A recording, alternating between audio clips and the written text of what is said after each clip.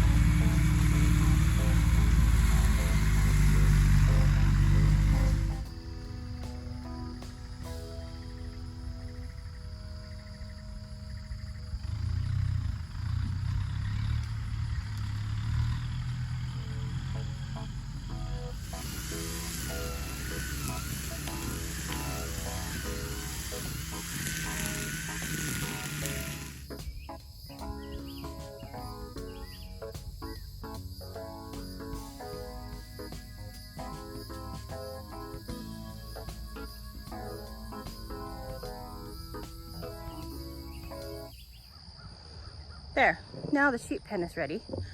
And I don't know if you saw in the background or not. I didn't ask him if he would like to be on video, and he is a younger, outstanding kid in our, he's a man, he's a young adult in our community.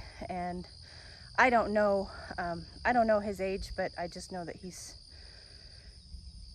he deserves to be called a man. He's just been very, very good to us, very mature, and he actually works for a neighboring ranch of ours. And that neighboring ranch, I called and I asked the husband if he would be willing to cut my hay, because I noticed that they were cutting theirs just right across the road. And he said that would be no problem. He would do it, on his route to his next pasture or whatever. And I said, anytime, no problem. I just have a little itty bitty parcel. And that's the struggle, is being a homesteader or a small farmer. That is one of the struggles living in rural America, where a lot of your neighbors own a lot more land than you do. And they're farming and ranching large parcels, and they're haying large parcels, and your little parcel, if it's off the beaten path, it's not really worth their time to come out and cut it.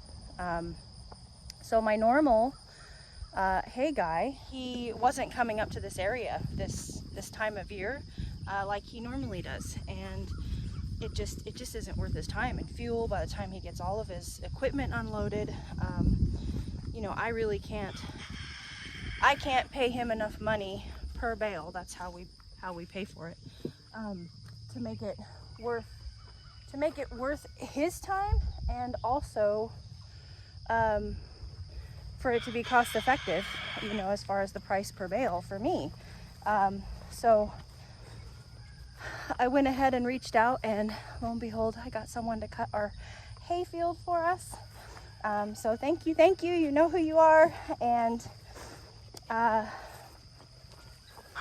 will take you guys up there and show it to you. Oh, so there it is.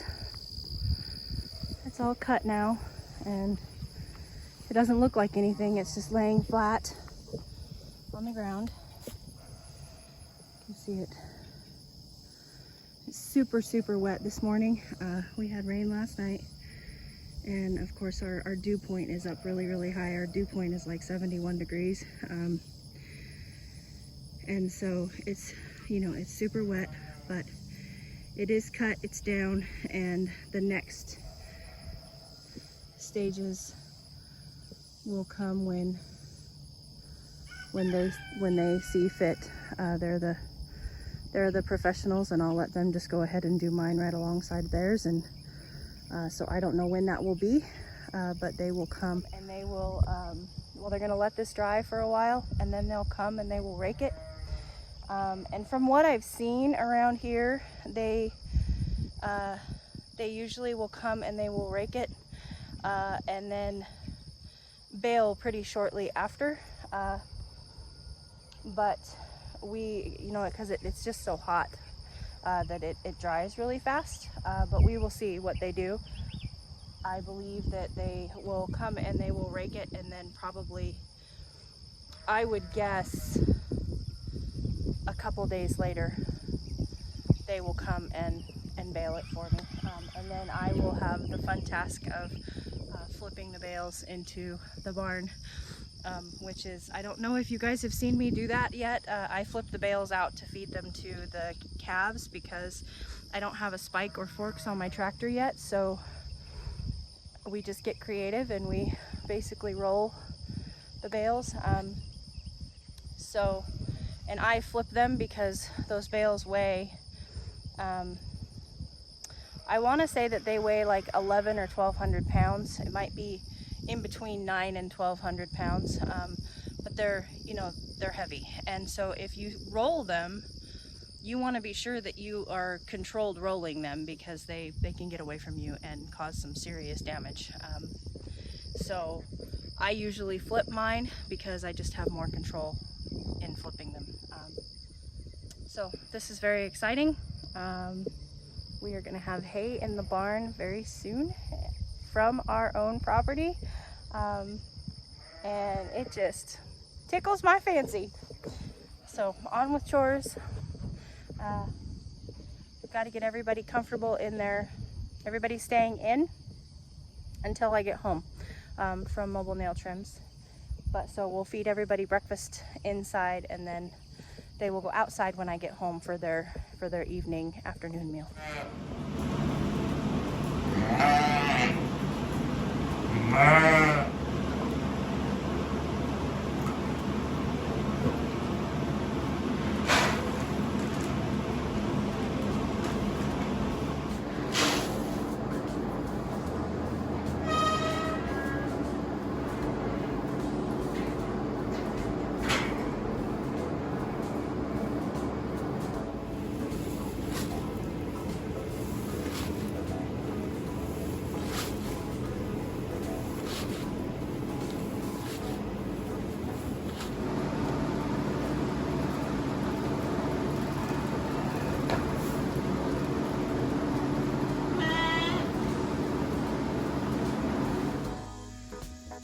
Come on, you brats. Small rotten brats. Look at you go, Billie Jean.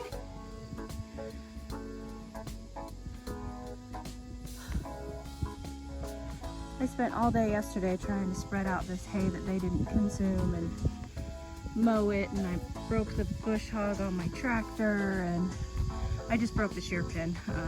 Thank God I didn't damage it worse than that.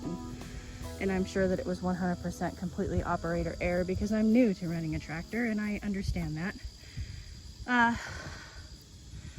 But I got it, you know, pretty well spread out to help the grass grow up through it, and then got them a new bale of hay, and that's the last of our hay from last year.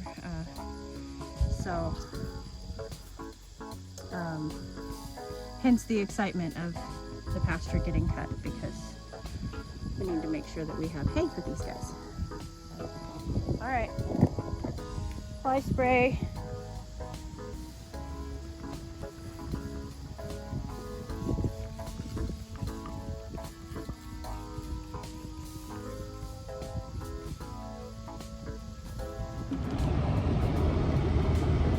And we are headed out to do nail trims.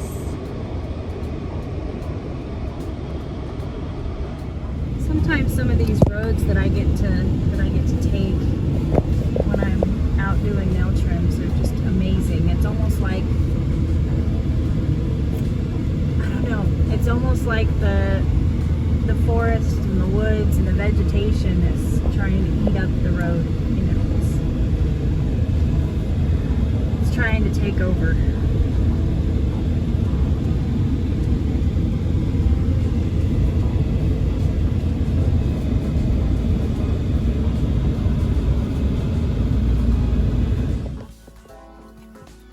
Alright, we are home now.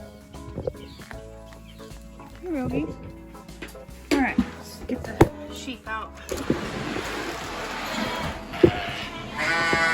Oh, it's warm in here. Guys ready to go out?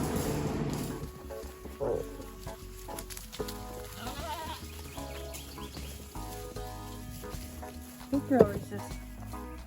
Come on. Straight down here. This way. This way. You go right to Velvet's grain bucket every time. It's empty, so works in my favor. This way.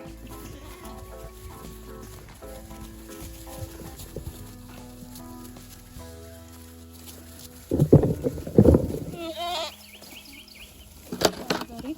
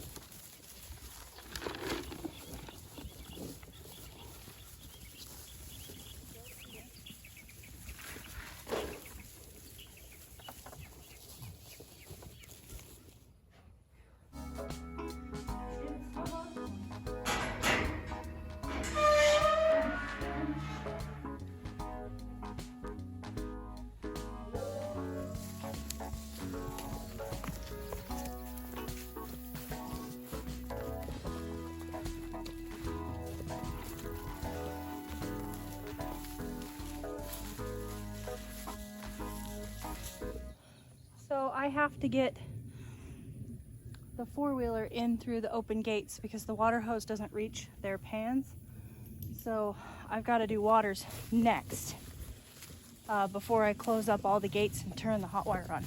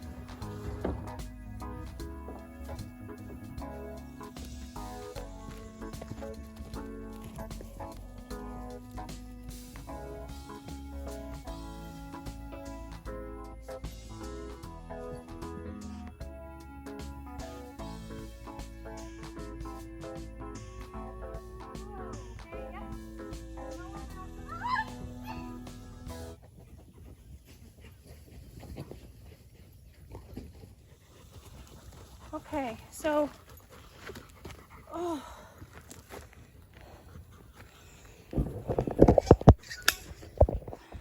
sure that you guys have heard the commotion behind the camera.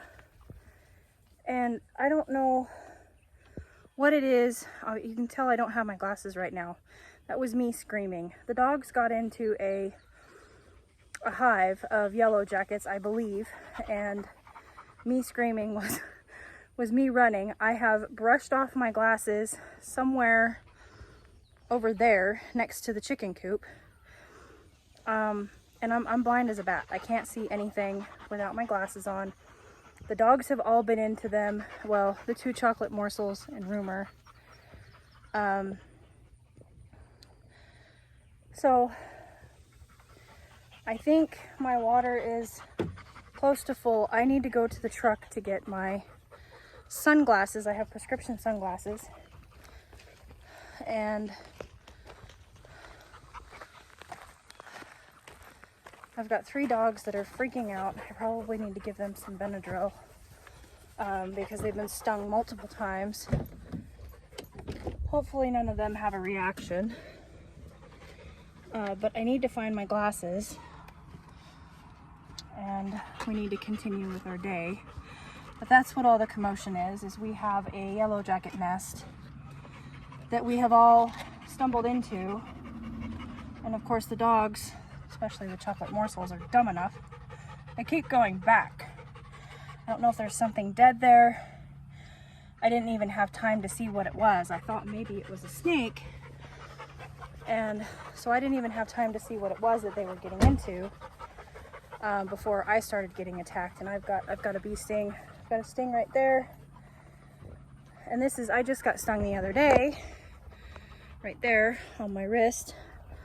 And I've got one back here. I got the stinger out of this one. That was luck, would have it. You know, I rubbed it, and when I pulled my hands up, I had gotten the stinger out. I don't think I got the stinger out of this one. I got stung twice.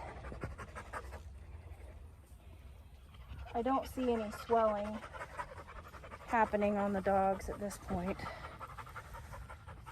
But I need to find my glasses. I need to turn the water off.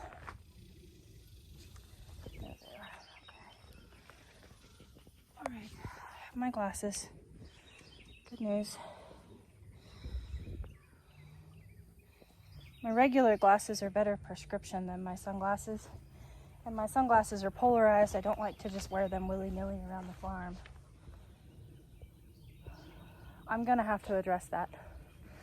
But I'm not sure how I'm gonna do it. Because I don't like being stung. And yellow jackets can be pretty nasty. There, that's better.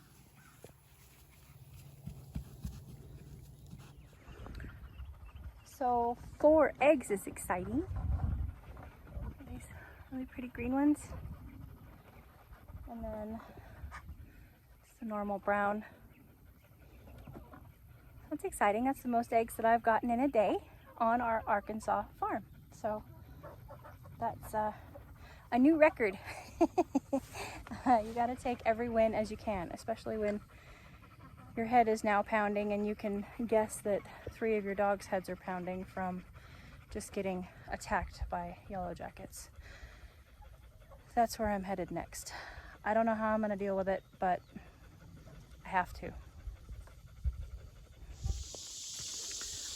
Okay, so I went in the house and licked my wounds and took some Benadryl and gave the 2 chocolate morsels and the Rumor a Benadryl.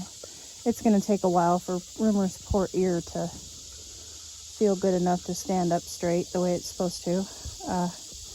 Everybody seems to be okay. That was my immediate concern, was making sure that my dogs were okay. And I don't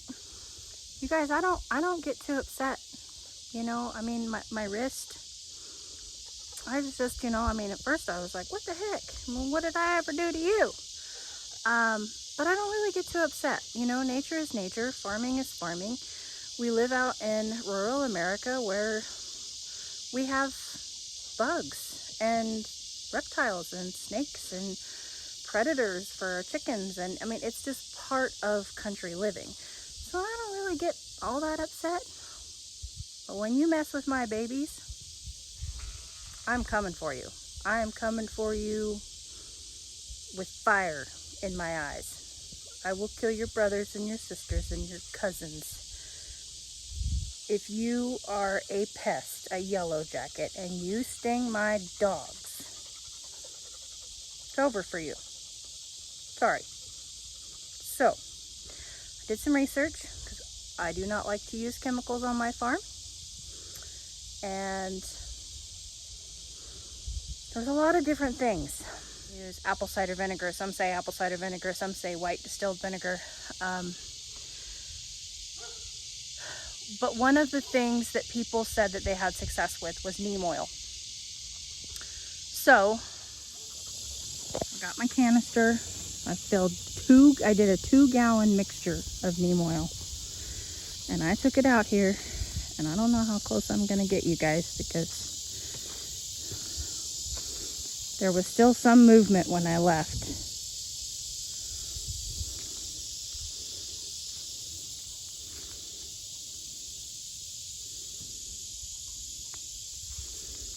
And I just doused. You can see where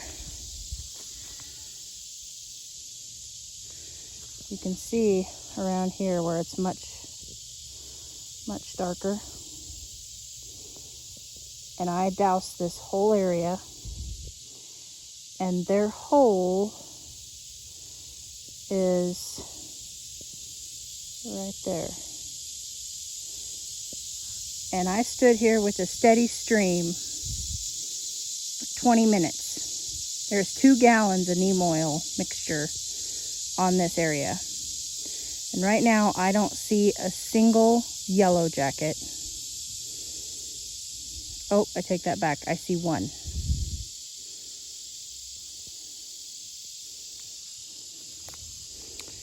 But, oh, and I lied. Their hole is right there. So I doused that for a long time. There is a lot of neem oil down in that hole. The one thing that they did say that the neem oil definitely does is it stops their reproductive ability. So the queens, the females, cannot reproduce. So my hope is that either A, it will kill them, or B, it will deter them enough to where they will leave this nest and go somewhere else. But because I'm still seeing activity, I will do another 2 gallons on this tomorrow. And see if that works. And if that doesn't work, then I will go ahead with the chemical spray way of doing it. I mean, this is, you can see my horse is right there. And my chicken coop is right there. I can't have this. And especially once you go after my kids, my dogs, it's over. So I will try the natural way first, and then if that doesn't work, I will use chemicals because we just can't have it. So I'm going to leave you guys at that. I hope that you had fun on our adventures and our wild yellow jacket attack that we had on the farm today. Stay tuned for how the natural ways work, and I'm going to get these kids inside. It is now 8 o'clock at night, and it's time for them to go in and get them settled into bed. So I'll catch you guys on the next one. I hope you had a great day. Yours truly.